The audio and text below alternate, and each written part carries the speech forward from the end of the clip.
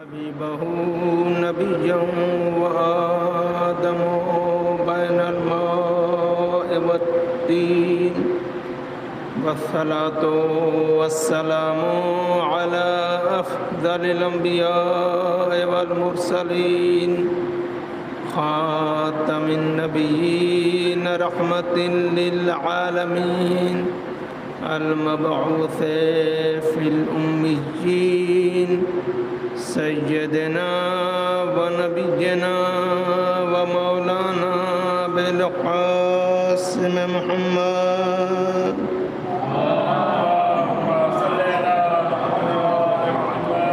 وآله الطيبين الطاهرين المعصومين المظلومين ولعنة الله على الملحدين والمشركين والكافرين والمنافقين. أما بعد فقد قال الله تبارك وتعالى في كتابه المبين بسم الله الرحمن الرحيم ومن يبتغي غير الإسلام دينا فلن يقبل منه صلوات پڑھے محمد وعلیہ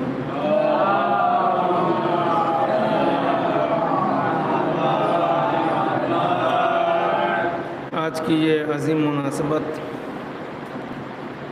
شہادت حضرت مسلم بن عقیل علیہ السلام، اس کی میں آپ تمامی حضرات خاص طور سے اپنے زمانے کے امام کی بارگاہ میں تعزیت پیش کرتا ہوں۔ پروردگار عالم قرآن مجید میں یہ اعلان کر رہا ہے کہ جو کوئی بھی اسلام کے علاوہ کوئی اور دین، کوئی اور طریقہ زندگی، اطاعت کا کوئی اور راستہ اختیار کرے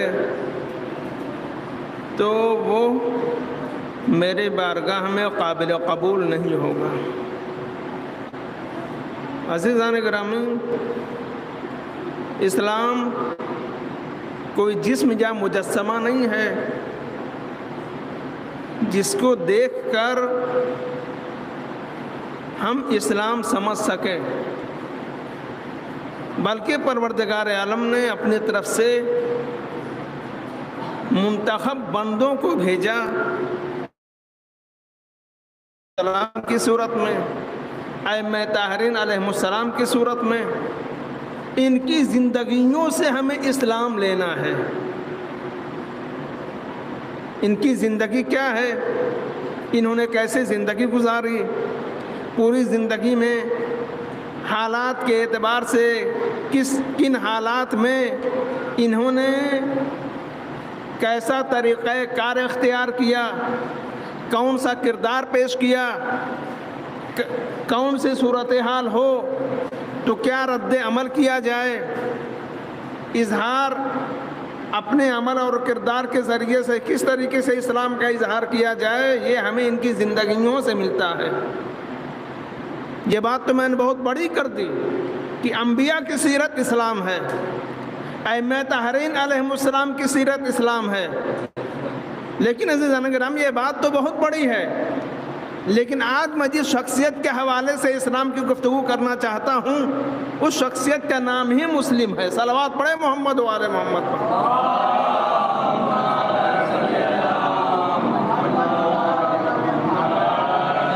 سب سے پہلے تو دین کا معنی آپ سمجھ لیں۔ دین کے معنی ہے اطاعت، دین کے معنی ہے پیروی، دین کے معنی ہے کسی کے پیچھے چلنا، دین کے معنی ہے کسی کی اقتداء کرنا۔ اور جب ہم اسی کی اضافت، دین کی اضافت اسلام کی طرف کرتے ہیں اور کہتے ہیں دین اسلام، آپ اسے اضافت کہہ رہے یا صفت موصوف کہہ لیں، دین اسلام تو جو دین ہے وہی اسلام ہے، جو اسلام ہے وہی دین ہے، کیونکہ دین کا نام اطاعت ہے اور اسلام کا نام اپنے آپ کو سراپا تسلیم کر دینا ہے۔ اسے کہتے ہیں اسلام اور اسے کہتے ہیں دین۔ میں نے عرض کیا کہ اسلام ہمیں کن افراد سے لینا ہے؟ اللہ کے منتخب بندوں سے، چاہے وہ انبیاء کی صورت میں ہوں یا ائمہ طاہرین علیہ السلام کی صورت میں ہوں۔ لیکن کچھ، کیونکہ یہ شخصیتیں تو معصوم ہیں نا، ان کے متعلق تو پروردگار عالم نے ذمہ داری لی ہے کہ ان کا کوئی بھی اقدام، کوئی بھی عمل، کوئی بھی حرکات و سکنات غلط ہو ہی نہیں سکتی۔ ان کا کوئی بھی قدم ہوگا تو وحی الہی کے پہرے میں ہوگا۔ اور خاتم الانبیاء جو سند ہے تمام انبیاء کے لیے، یہ سند پروردگار عالم نے آخری نبی کو دے کر بتا دیا کہ چاہے نبی سے، آخری نبی سے اوپر والا سلسلہ ہو جو انبیاء کی صورت میں ہے، یا ان کے جانشینوں کا سلسلہ ہو جو ائمہ طاہرین کی صورت میں ہے، چاہے اوپر لے کر چلے جائیے یا نیچے چلے جائیے، دونوں ہی کے لیے خود ذات پیغمبر بیچ میں ایک درمیانی حیثیت، مرکزی حیثیت رکھتے ہیں، اور ان کے لیے ارشاد ہوتا ہے وَمَا يَنْطِقُ عَنِ الْهَوَىٰ إِنْ هُوَ إِلَّا وَحْيٌ يُوحَىٰ، یہ وحی الہی کے بغیر کوئی کلام ہی نہیں کرتے۔ اور عمل اور افعال کے سلسلے میں اعلان ہو وَمَا رَمَيْتَ إِذْ رَمَيْتَ وَلَٰكِنَّ اللَّهَ رَمَىٰ، اے میرے پیغمبر یہ کنکریاں جو آپ نے پھینکی ہیں ظاہراً یہ آپ کے ہاتھوں سے نکلی ہوئی ہیں، لیکن حقیقت یہ ہے کہ یہ اللہ نے پھینکی ہیں۔ یعنی پروردگار عالم نے پیغمبر اسلام چاہے ان کے اوپر والا سلسلہ ہو چاہے نیچے والا سلسلہ ہو، عمل کی بھی ضمانت لی ہے، فعل کی بھی ضمانت لی ہے، قول کی بھی ضمانت لی ہے۔ ان کا کوئی بھی قول، کوئی بھی فعل، کوئی بھی عمل وحی پروردگار سے جدا نہیں ہے۔ جو یہ کریں گے وہی اسلام بنے گا۔ ان کی تمام سیرت اسلام ہیں۔ تو اب ہمیں دیکھنا یہ ہے کہ جناب مسلم بن عقیل علیہ السلام، جن کو امام حسین علیہ السلام نے اپنا نمائندہ بنا کر بھیجا ہے، کوئی معمولی شخصیت نہیں ہے، کوئی عام شخصیت نہیں ہے۔ ورنہ ویسے تو خاندان ابو طالب میں، خاندان بنی ہاشم میں نہ معلوم کتنے افراد تھے جن کو اس کام کے لیے بھیجا جا سکتا تھا، لیکن خاندان کے اعتبار سے انتخاب جب ہوتا ہے جب کام خاندان کا ہو۔ کام تو خاندان کا نہیں ہے نا، کام تو اسلام کا ہے، کام اللہ کا ہے، کام دین الہی کا ہے۔ لہذا ایسی شخصیت کو بھیجنا ہے جو مسلم طور سے اسلام کے لیے سر چشمہ اور اسلام کا آئینہ دار ہو۔ جناب مسلم علیہ السلام، کیا آپ کو کوفے کے حالات معلوم نہیں تھے؟ میں اس وقت کی بات نہیں کر رہا ہوں جب آپ کو بھیجا جا رہا تھا۔ یہ وہی کوفے والے ہیں نا، جب مولا کائنات نے کوفے کو دارالخلافہ بنایا اور حاکم شام کے مقابلے میں صفین میں جنگ کے لیے جانا تھا، تو مولا جب مسجد کوفہ میں اعلان کرتے تھے فلاں وقت جانا ہے، ہمیں تیاری کر لو، تو کہتے تھے کہ آقا بہت گرمی ہے، تھوڑا گرمی کم ہونے دیجیے۔ اور جب سردی کا موسم ہوتا تھا اور مولا کہتے تھے اب نکلو، تو کہتے تھے مولا سردی بہت زیادہ ہے، تھوڑا سردی کم ہونے دیجیے۔ تو یہ وہ کوفے والے ہیں جن کے حالات یہ ہیں۔ ایسے لوگوں کے درمیان، اچھا مولا کائنات کی شہادت کے بعد امام حسن علیہ السلام، آپ کے ساتھ بھی ان لوگوں نے وفا نہیں کی، لیکن وفا نہ کرنے کا مطلب یہ نہیں ہے کہ سارے کے سارے غدار تھے۔ خط لکھنے والوں میں جو امام حسین السلام کے بعد جو خط لکھے گئے ہیں، ان میں وہ لوگ بھی تھے جو دنیا چاہتے تھے، وہ لوگ بھی تھے جو واقعی ہدایت کے طلبگار تھے۔ دونوں طرح کے خطوط امام کے پاس آئے ہیں اور دونوں خطوں کا مضمون الگ الگ تھا۔ اور مجھے پوری تفصیلات میں نہیں جانا کیونکہ مختصر وقت میں، کیونکہ ظاہر سی بات ہے یہ جلوس کی مجلس ہے اور انجمن ہمات میں سینہ زنی کر کے ان کے لیے وقت ہونا چاہیے، اور مجھے ایک محدود وقت دیا گیا، اسی کے اندر انشاءاللہ میں اپنے گفتگو کو مکمل کروں گا۔ تو جناب مسلم بن عقیل کی کم سے کم ہم یہاں سے سیرت لیں گے کہ جب امام حسین علیہ السلام آپ کو بھیجنا چاہ رہے ہیں کوفہ، تو حالات تو معلوم ہے نا جناب مسلم بن عقیل کو، کوفے والوں کے حالات کیا ہیں، ان کے دل میں کیا ہے۔ جب امام حسین علیہ السلام مدینہ سے نکلے تھے، مدینہ سے نکلے مکے تک آئے، مختلف مقامات کے اوپر مختلف شخصیتوں نے آپ کو روکا کہ آقا آپ تو جانتے ہیں کہ کوفے والوں کے حالات کیسے ہیں، ان کی کیفیات کیسی ہیں، ان کا ذہن کیسا، ان کا مزاج کیسا ہے، آج وہ بیعت کریں گے کل توڑ دیں گے، سب کو معلوم ہے۔ حتیٰ کہ جب راہ کوفہ میں، راہ کربلا میں امام حسین علیہ السلام کے ساتھ فرزدق ملے ہیں تو امام نے وہاں کے حالات پوچھا تو وہ جواب دیتے ہیں کہ آقا وہاں والوں کے دل تو آپ کے ساتھ ہے لیکن ان کی تلواریں بھی آپ ہی کی گردن پہ چلیں گی. یعنی یہ ان کی کیفیت ہوگی، ان کی صورتحال تھی.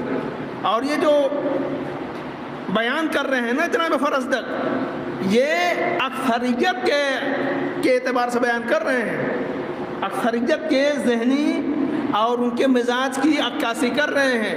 ورنہ بہت سارے وہاں ایسے لوگ تھے جو شیعہ اہل بیت تھے، بہت بڑی تعداد ہے کربلا میں جو کوفے والے تھے اور امام موسیٰ علیہ السلام کے ساتھ شہید ہوئے ہیں.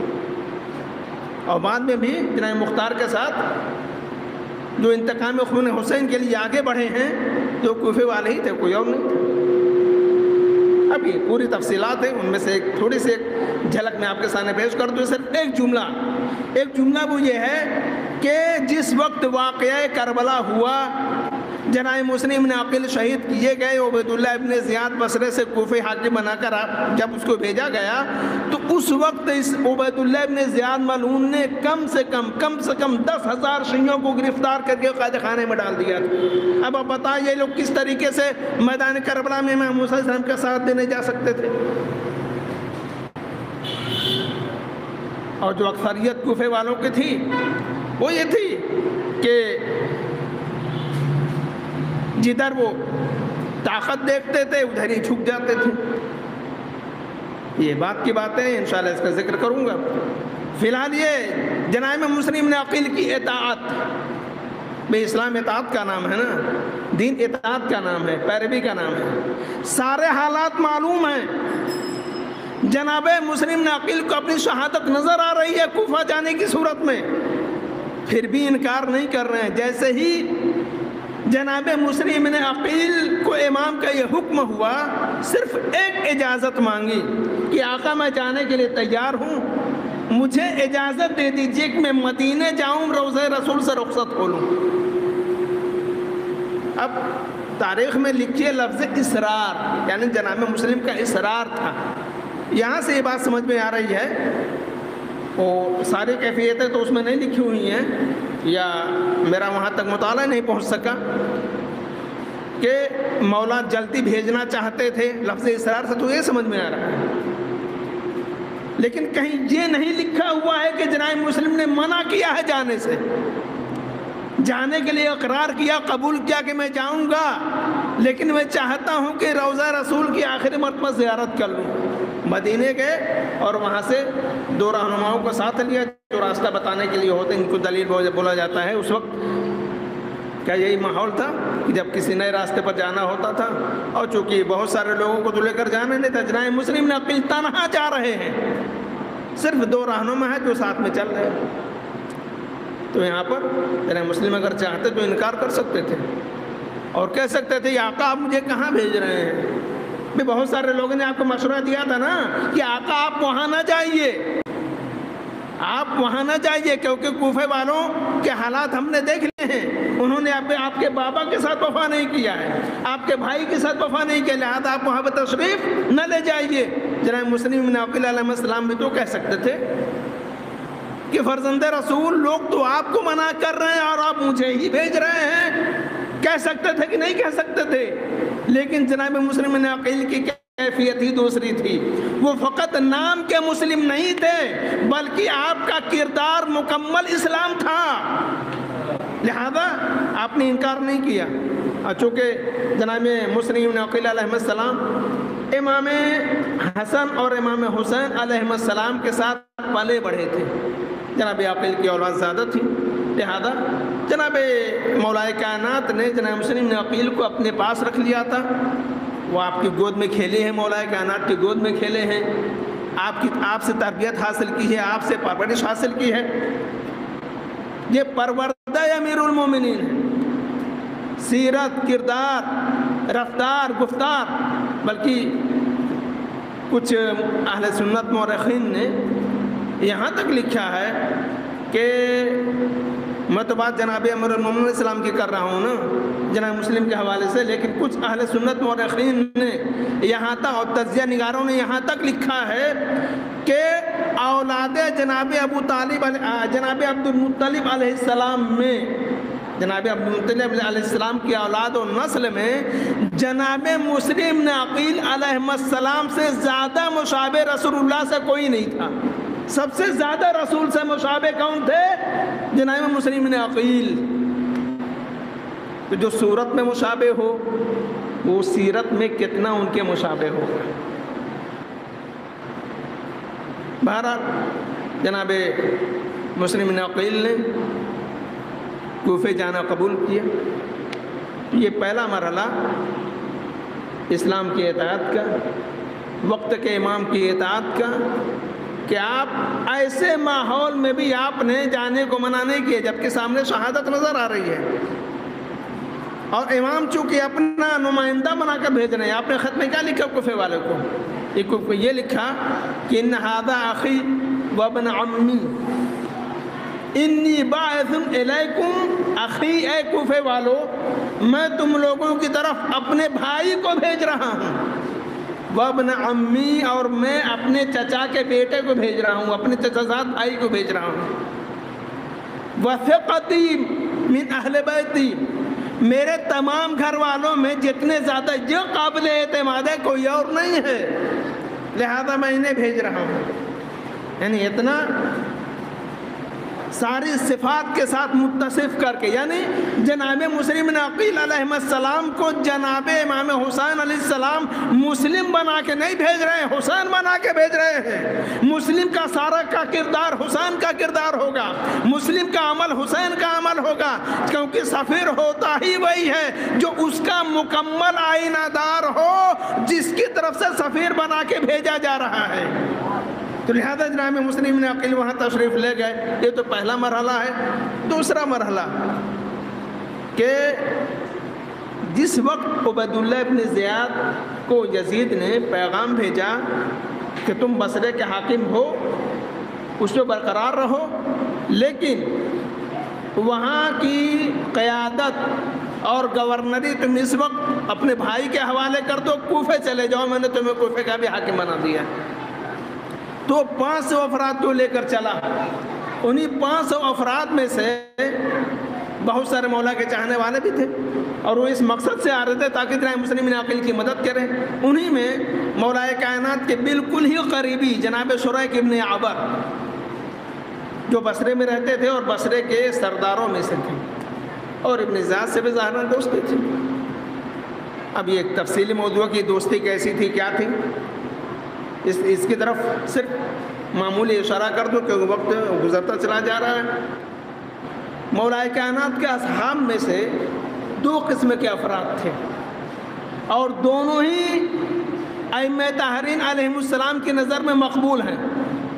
کچھ تو وہ جو مولا کائنات کے اوپر ہونے والی لعنتوں کو برداشت جنہوں نے نہیں کیا اور اعتراض کر دیا، نتیجے میں شہادت واقع ہو گئی، جیسے جناب حجر بن عدی کی، اور بہت جناب میثم تمار، جناب کمیل بن زیاد وغیرہ وغیرہ بہت سارے ایسے مولا کے صحابی تھے جنہوں نے برداشت نہیں کیا مولا کے خلاف ہونے والی باتوں کو، لعنتوں کو، لہذا انہوں نے ٹوکا، اور وہی لعنتیں اس وقت کے گورنروں کی طرف پلٹا دیا، نتیجے میں شہادت ہوئی۔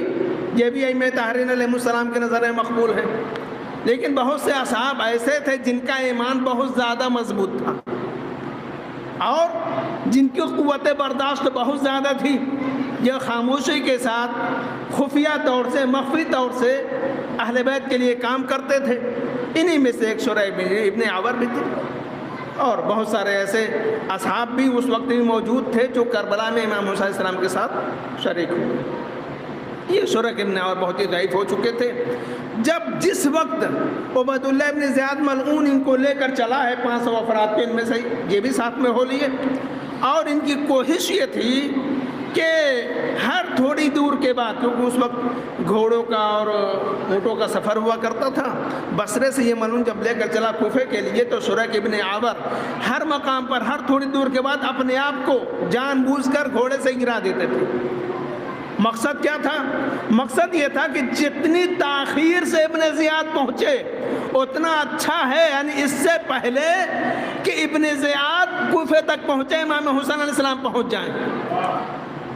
شریک ابن عور کا اپنے آپ کو اتنی زیادہ اذیت دینے کا، یعنی بار بار گھوڑے سے گرانا، کبھی ہاتھ ٹوٹ رہے ہیں کبھی پیر ٹوٹ رہا ہے، تو ظاہر سی بات ہے یہ تو عبیداللہ ابن زیاد کے ساتھ آ رہے تھے نا، تو لہذا جب بھی یہ گرتے تھے تو وہ اتنی دیر کے لیے کہ ان کا علاج ہو، ان کی مرہم پٹی ہو، اس کو وہاں رکنا پڑتا تھا، تاکہ جتنی زیادہ تاخیر سے ابن زیاد وہاں پہنچے، بلکہ مقصد یہ تھا کہ اس سے پہلے کہ یہ پہنچے امام وہاں پہنچ جائیں۔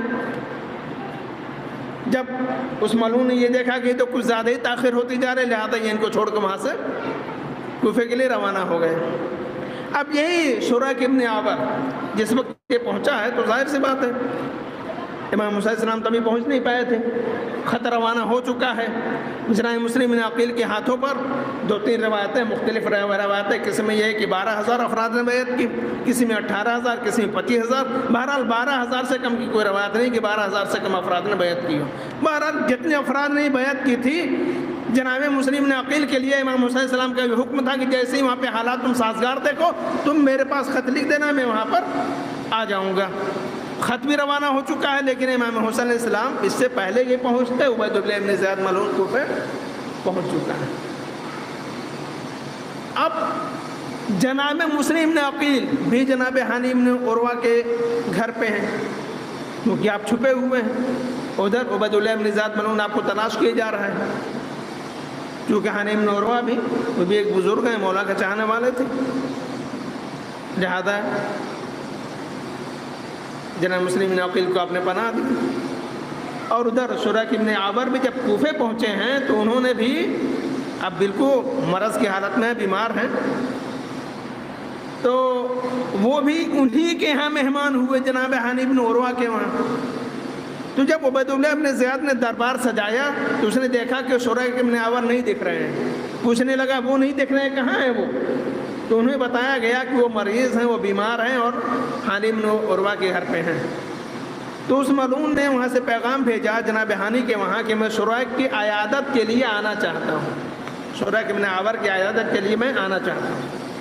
اب جب یہ بات معلوم ہوئی تو چونکہ تینوں افراد اسی گھر میں تھے، جناب ہانی بن عروہ، شریک ابن عور اور جناب مسلم بن عقیل، اب طے یہ ہوا کہ جیسے وہ ملعون آئے گا عیادت کے لیے تو جناب مسلم بن عقیل سے یہ کہا گیا کہ جہاں پر جناب شریک ابن عور بستر پہ ہیں تو جب وہ عیادت کے لیے آئے گا تو شریک نے یہ کہا کہ مسلم آپ چھپ جائیے گا، جب میں پانی کا مطالبہ کروں، پانی مانگنے لگوں تو سمجھ جائیے گا کہ حالات بالکل قابو میں ہیں، آپ تلوار لے کر نکلیے گا اور عبیداللہ ابن زیاد کو قتل کر دیجیے گا۔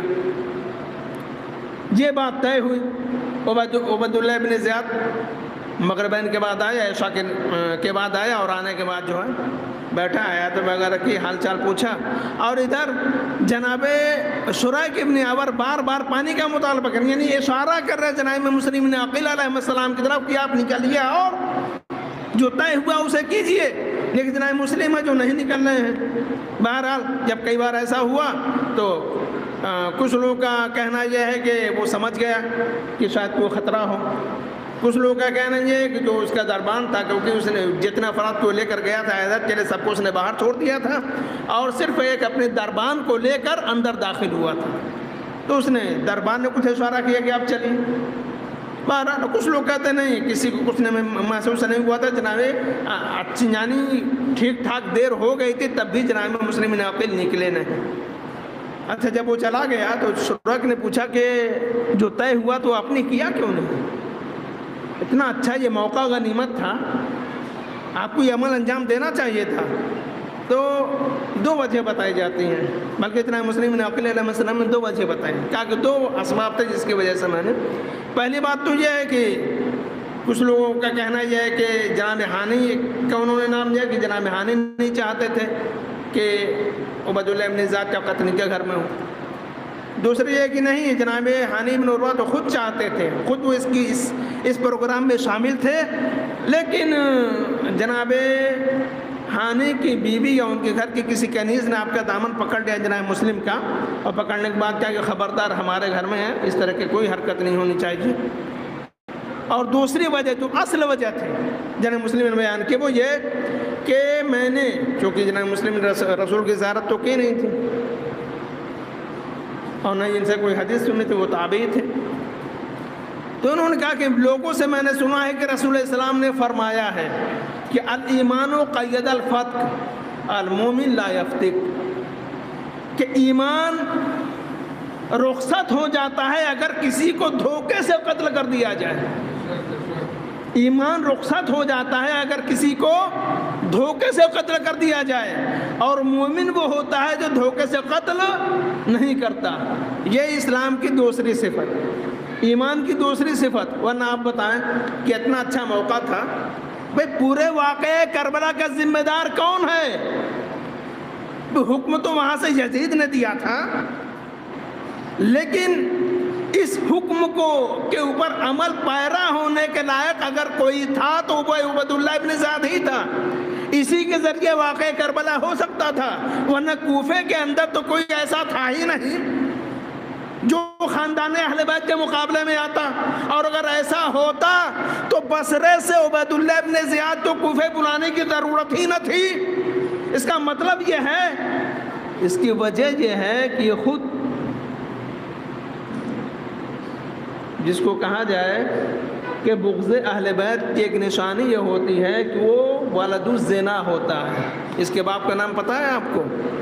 زیاد ابن ابی، یعنی اپنے باپ کا بیٹا زیاد، باپ کو انہیں نہیں معلوم، یعنی عبید اللہ کے دادا کا پتہ نہیں کہ کون ہے، یعنی یہ بات وہاں سے چلی ہے، یعنی زنا زادہ کا بیٹا زنا زادہ ہے، یعنی اس کے ہی باپ کا پتہ نہیں ہے کہ یہ کون ہے۔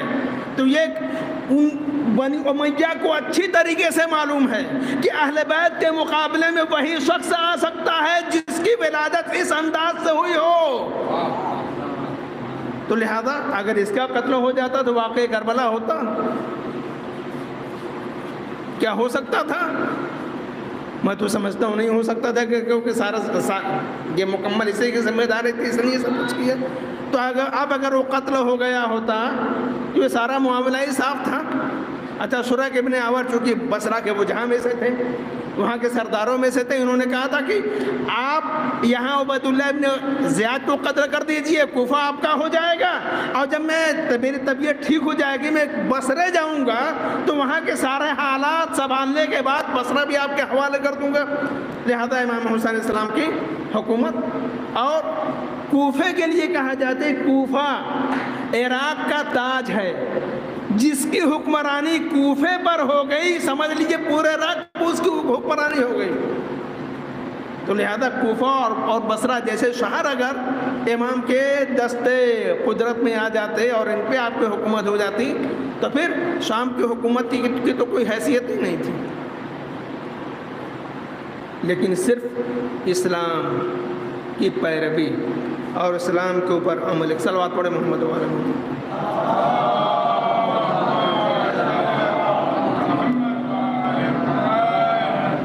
پھر قیامت تک کے لیے ایک مثال بن جاتی کہ بنی امیہ، بنی عباس اور بنی ہاشم میں فرق ہی کیا ہے؟ خاندان اہل بیت میں یعنی شجرہ طیبہ اور شجرہ خبیثہ میں فرق ہی کیا ہے؟ جس کو تم شجرہ خبیثہ کہتے ہو اس نے بھی تو وہی حرکت کی، وہی اعمال، یعنی دھوکے سے قتل کرنا۔ اگر جناب مسلم نے عقیل نے یہ کام کر دیا ہوتا تو پھر یہی الزام، یعنی پھر دونوں شجروں میں فرق نہیں رہ جاتا، دونوں خاندانوں میں فرق نہیں رہ جاتا، قیامت تک ایک مثال بن جاتی۔ لیکن اہل بیت علیہ السلام نے یہ چاہا ہے کہ پہل ہماری طرف سے نہ ہو۔ بھئی وہ علی کے پروردہ ہے نا جناب مسلم ابن عقیل علیہ السلام، مولا کائنات علیہ السلام کے پروردہ ہے نا، آپ کی سیرت ہے، آپ کی کردار، آپ کے جناب مسلم نے عقیل علیہ السلام کے اندر مولا کائنات کی کردار پنہا ہے، سارا عمل انہی انہی کی طرف سے صادر ہوتا ہے۔ عزیزان کرام ذرا غور تو کریں، اب اگر بھائی وہ علی جو بھاگتے ہوں کا پیچھا نہ کرے میدان جنگ میں، اس علی کا شاگرد، اس علی کا پروردہ، اس کے گھر کی تربیت یافتہ کس طریقے سے دھوکے سے کسی گھر کے اندر کسی کو قتل کر سکتا ہے؟ لہذا یہ عین اسلام تھے، مجسم اسلام تھے جناب مسلم نے عقیل، اور انہوں نے دھوکے سے عبید اللہ ابن زیاد کو قتل نہیں کیا، لیکن آپ کے ساتھ دھوکہ کیا۔ آپ ذرا غور کریں اور اندازہ کریں کہ جب یہ ملعون کوفے کے اندر داخل ہوا، اس نے اعلان کر دیا کہ جو کوئی بھی مسلم کا ساتھ دے گا اس کی جان و مال محفوظ نہیں ہے، اس کی عزت محفوظ نہیں ہے، اس کا گھر تباہ کر دیا جائے گا، اس کا گھر منہدم کر دیا جائے گا۔ عزیزو، تاریخ کے فقرے ہیں کہ عورتیں آتی، بہنیں آتی اپنے بھائیوں کو لے کے چلی جاتی، عورتیں آتی اپنے شوہروں کو لے کر چلی جاتی اور کہتی کہ کہاں، کیونکہ اس نے ایک خبر، ایک افواہ پھیلائی تھی کہ اگر تم نے مسلم نے عقیل کا ساتھ دیا تو شام سے بہت بڑا لشکر آ رہا ہے، اس سے تمہیں بچانے والا کوئی نہیں ملے گا۔ نتیجہ یہ ہوا کہ جس وقت جناب مسلم نے عقیل نے عشاء کی نماز پڑھائی ہے تو پیچھے کوئی نہیں تھا، صرف ایک بوڑھا مجاہد جناب ہانی ابن عروہ تھے۔ آواز دی مسلم نے، کیا سب چلے گئے؟ کوئی میرے ساتھ نہیں ہے؟ جناب ہانی نے آواز دی، ہاں آقا سب چلے گئے، لیکن میں موجود ہوا، میرے گھر تشریف لے چلیے۔ ہاں عزادارو، جناب مسلم کو جناب ہانی ابن عروہ اپنے گھر لے کر گئے۔ ادھر جب عبید اللہ ابن زیاد کو ابھی جو میں نے واقعہ بیان کیا شریک ابن عور کے، سب اسی تسلسل میں ہے۔ اب ایک جاسوس کے ذریعے اس نے معلوم کر لیا کہ جناب مسلم نے عقیل ہانی عروہ کے گھر پہ، اس نے جناب ہانی کو بلوایا، اور بلوانے کے بعد اس شخص کو جو عبید اللہ ابن زیاد کا غلام تھا، جس کا نام معقل تھا، جو برابر جناب مسلم کے ہاں آتا تھا، جیسے جناب ہانی نے انکار کیا کہ نہیں مسلم میرے پاس نہیں ہے، ویسے ہی اس نے معقل کو پیش کر دیا کہ اس کو پہچانتا ہو، یہ برابر تمہارے گھر میں مسلم سے ملنے کے لیے جاتا تھا۔ اب جناب مسلم کی شہادت واقع ہو جاتی ہے، جناب ہانی بن عروہ کی شہادت واقع ہو جاتی ہے۔ اس کے بعد پھر جیسے جناب مسلم کو معلوم ہوا کہ جناب مسلم شہید ہو گئے ہیں اور عبید اللہ ابن زیاد کو میرے چھپنے کی جگہ معلوم ہو گئی ہے، تو ایک مرتبہ گھر سے نکلے، اور نکلنے کے بعد کوفے کی گلی اور کوچوں میں مارے مارے پھر رہے ہیں، کوئی نہیں جو سہارا دے۔ شام کا وقت ہو گیا تھا، ایک دروازے پہ بیٹھ گئے، ایک خاتون نکلی جس کا نام توا تھا، چونکہ کوفے کے حالات سازگار نہیں تھے۔ ایک مرتبہ وہ خاتون کہتی ہے، شخص تو کون ہے، میرے دروازے پر کیوں بیٹھا ہے؟ کوفے کے حالات صحیح نہیں ہے، تو اپنے گھر کو چلا جا۔ لیکن جناب مسلم جو کچھ نہیں بول رہے ہیں۔ ایک مرتبہ جب اس عورت کا اصرار بڑھا، جناب مسلم نے کہا میں پیاسا ہوں، اگر ایک گلاس پانی مل جائے۔ وہ کوزے میں پانی لے کر آئی، جناب مسلم نے پانی پیا، اس کے بعد پھر وہ بیٹھے ہی رہے۔ وہ ایک مرتبہ جب دوبارہ کوزہ گھر کے اندر رکھنے کے لیے گئی، جب باہر ہے غالباً وہ کسی کا انتظار کر رہی تھی۔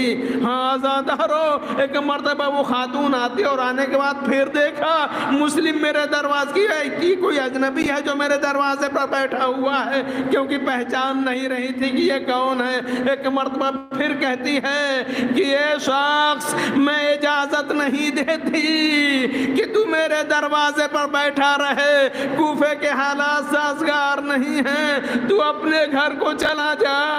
ایک مرتبہ جناب مسلم نے آواز دیے، بی بی اپنے گھر کو وہ جاتا ہے جس کا کوئی گھر ہوتا ہے، میں تو اس بلد میں اس شہر میں مسافر ہوں، میں کہاں جاؤں؟ ایک مرتبہ وہ خاتون کہتی ہے کہ بتائیں آپ کون ہیں، کہاں کے رہنے والے ہیں؟ جناب مسلم نے آواز دی میں حسین ابن علی علیہ السلام کا سفیر مسلم نے عقیل ہوں۔ جیسے اس خاتون نے سنا وہ اہل بیت کی چاہنے والی تھی، ایک مرتبہ آواز دیتی ہے اے آقا اگر میری طرف سے کوئی گستاخی ہو گئی ہو تو معاف کر دیجئے گا، آئیے گھر کے اندر تشریف لے جائیے۔ جناب مسلم گھر کے اندر گئے، اس نے بستر بچھا دیا، کھانا لگایا، ہاں زیادہ رو رات گزر رہی تھی۔ جناب مسلم نے عقیل سونا چاہتے ہیں لیکن نیند نہیں آ رہی ہے، عبادت میں رات گزار رہے ہیں۔ ایک مرتبہ جب صبح کا وقت ہوا تو وہ آپ کے پاس آئی اور آنے کے بعد کہتی ہے اے آقا میں نے دیکھا آپ رات بھر سو نہیں سکے ہیں۔ جواب دیا ہاں سونے کی کوشش بہت کی، ایک ہلکی سی نیند آئی تو میں نے اپنے چچا امیر المومنین علیہ السلام کو خواب میں دیکھا، وہ فرماتے ہیں کہ اے مسلم اب تم ہمارے پاس چلے آؤ، تمہاری مصیبتوں کے دن ختم ہو گئے۔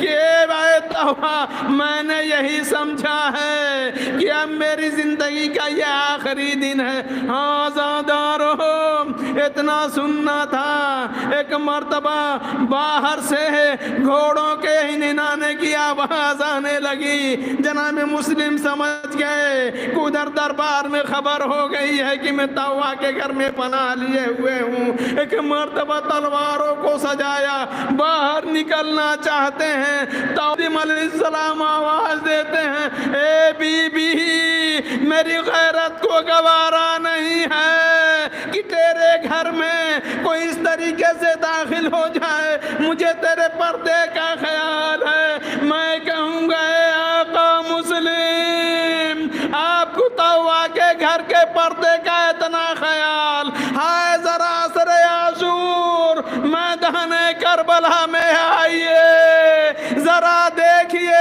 خیموں میں آگ لگائی جا رہی ہے، اشقیا دھرانہ خیموں کے اندر داخل ہو رہے ہیں، مال و اسباب لوٹا جا رہا ہے۔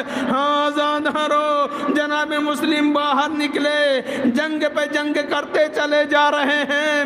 محمد ابن اشعث ملعون یہ 300 سپاہیوں پہ مشتمل لشکر لے کر آیا تھا، لیکن وہ جناب مسلم نے عقیل علیہ السلام کے اوپر جب قابو نہ پا سکا، ایک مرتبہ کہتا ہے ابن زیاد کو پیغام بھیجا اے ابن زیاد اور فوج بھیج۔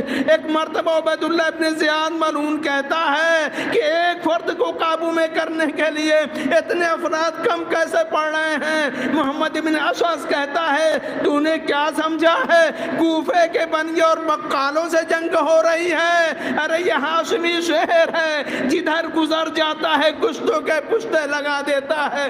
بہرحال مزید مدد منگوائی گئی۔ ادھر جناب مسلم یکو تنہا ایک مرتبہ ایک ملعون نے حملہ کیا، آپ کے اوپر کا ہونٹ کٹ جاتا ہے، خون جاری ہوا۔ محمد ابن اشعث ملعون کہتا ہے اے مسلم اب رک جائیے، ہم آپ کو امان دیتے ہیں۔ جناب مسلم نے کہا کہ تجھ جیسے دغابازوں سے امان کی کوئی امید نہیں ہے، لیکن عزادارو تنہا مسلم کتنا جنگ کرتے، کتنی جنگ کرتے، ایک مرتبہ اب تھک گئے ہیں، تھک کے ایک جگہ بیٹھ گئے، آپ کو گرفتار کر لیا گیا۔ ایک مرتبہ جب دربار میں لے جایا گیا ہے نا تو ایک مرتبہ کیا دیکھا، عبید اللہ ابن زیاد تخت پہ بیٹھا ہوا ہے، آپ کو قید کر کے لے جایا گیا۔ ایک شخص نے کہا کہ تو نے مسلم آپ نے امیر کو سلام نہیں کیا۔ جناب مسلم آواز دیتے ہیں مالی امیر سوال حسین، حسین کے علاوہ میرا کوئی امیر نہیں ہے۔ ہاں زادارو ذرا غور تو کریں، سامنے موت دکھ رہی ہے لیکن اس ہاشمی جوان کے اندر ذرا سا بھی خوف نہیں ہے۔ ایک مرتبہ عبید اللہ ابن زیاد کہتا ہے اے مسلم سلام کرو یا نہ کرو تمہیں قتل کیا جائے گا۔ ہاں زادارو بس آخری منزل آ گئی۔ ایک مرتبہ جناب مسلم نے عقیل کو دارالامارہ پہ لے جایا جانے لگا۔ ہاں زادارو جناب مسلم نے عقیل نے جلا جلاد سے کہا، قاتل سے کہا تو مجھے قتل کرنا ہی چاہتا ہے تو کم سے کم 2 رکعت نماز پڑھ لینے دے۔ ہاں زیادہ رو۔ جناب مسلم کی 2 رکعت نماز تمام ہوئی، ادھر جلاد کی تلوار بڑھی، جناب مسلم کے سر کو جسم سے الگ کر دیا گیا، اور ادھر جیسے ہی نماز کے بعد آقا نے امام حسین علیہ السلام کو سلام بھیجا تھا نا، السلام علیکہ یا ابا عبداللہ، تو آقا نے جب جواب دیا مظلوم کربلا نے، وعلیکہ السلام یا اخی، جناب ابو الفضل عباس نے سن لیا، آواز دیا آقا سامنے تو کوئی نظر نہیں آ رہا ہے، کس کے سلام کا جواب دے رہے ہیں؟ آقا نے آواز دی، اے عباس دیکھنا چاہتے ہو؟ ایک مرتبہ دونوں انگلیوں کو بلند کیا، ساری زمینیں پست ہو گئیں، کوفے کی زمین بلند ہوئی، آواز دی بھیا عباس دیکھو۔ جناب ابو الفضل عباس نے دیکھا جلاد ہے جو تلوار لہرا رہا ہے، جناب مسلم بیٹھے ہوئے ہیں گردن کو جھکائے۔ ایک مرتبہ جناب عباس سے برداشت نہ ہو سکا، آواز دیا آقا جس طریقے سے بے جہاز آپ نے میرے بھیا کی زیارت کرائی ہے، اسی طریقے سے بے جہاز مجھے کوفے پہنچا دیجئے۔ آقا نے آواز دی، نہیں عباس اجازت نہیں ہے۔ ایک مرتبہ جب جناب مسلم کی شہادت واقع ہو جاتی ہے اور وہ ملعون چاہتا ہے کہ آپ کے لاش اطہر کو دارالمہرہ کے اوپر سے نیچے کی جانب پھینکے، جناب ابو الفضل عباس جیسا غیرت مند بھائی تڑپ جاتے ہیں، آواز دیتے ہیں آقا اب تو شہادت واقع ہو گئی، اب تو جانے کی اجازت دیجئے۔ پوچھا کیا کرو گے جا کے؟ جواب دیا کم سے کم اتنا تو کروں گا کہ میں نیچے جا کر اپنے بھیا کے جنازے کو اپنی آغوش میں لے لوں گا۔ جواب دیا کہ اے بھیا عباس آپ نے اوپر تو دیکھا کہ جنازے کو پھینکا جا رہا ہے، ذرا نیچے بھی دیکھ لو۔ جیسے ہی نیچے دیکھا کیا دیکھا کہ معظمہ ہے جو اپنی آغوش پھیلائے ہوئے جناب مسلم کے جنازے کا انتظار کر رہی ہیں۔ پوچھا آقا یہ کون معظمہ ہے؟ جواب دیا میری ماں فاطمہ زہرا اپنے بیٹے مسلم کا انتظار کر رہی ہے۔ اے بھیا عباس تمہیں جانے کی ضرورت نہیں ہے، میں کہوں گا اے آقا عباس آپ نے تو صرف جنازہ پھینکتے ہوئے دیکھا ہے اور اس معظمہ نے اپنی آغوش میں لیا۔ ہائے وہ عصر عاشور کا وقت جب آقا حسین کا جنازہ ہوگا، اس بی بی کی آغوش میں ہوگا، ظالم کند خنجر سے ذبح کر رہا ہوگا، کوئی بچانے والا نہ ہوگا۔ الا لعنت اللہ علی القوم الظالمین وسيعلم الذين ظلموا أي منقلب إنا لله وإنا إليه راجعون۔ اس مظلوم کا واسطہ، اس سفیر حسین کا واسطہ، بہرحال اس مقدمہ کتاب کربلا کا واسطہ، ہمیں جو بیمار ہیں ان کو شفا کامل و عاجل عنایت فرما۔ بہرحال تمام مومنین و مومنات پوری دنیا میں پریشان ہر ان کی پریشانی کو دور فرما۔ بہرحال جو عرضات مقروض ان کو قرض سے بدوش فرما۔ بہرحال اتباعت عالیہ مقامات مقدسہ کی حفاظت فرما۔ بہرحال علماء کرام مراجع الزام کا سایہ ہمارے سر پہ قائم فرما۔ بہرحال ہمارے زمانے کے ظہور امام کے ظہور میں تعجیل فرما اور ہمیں ان کے عمل انصار میں قرار دے۔ ربنا تقبل منا انک انت السمیع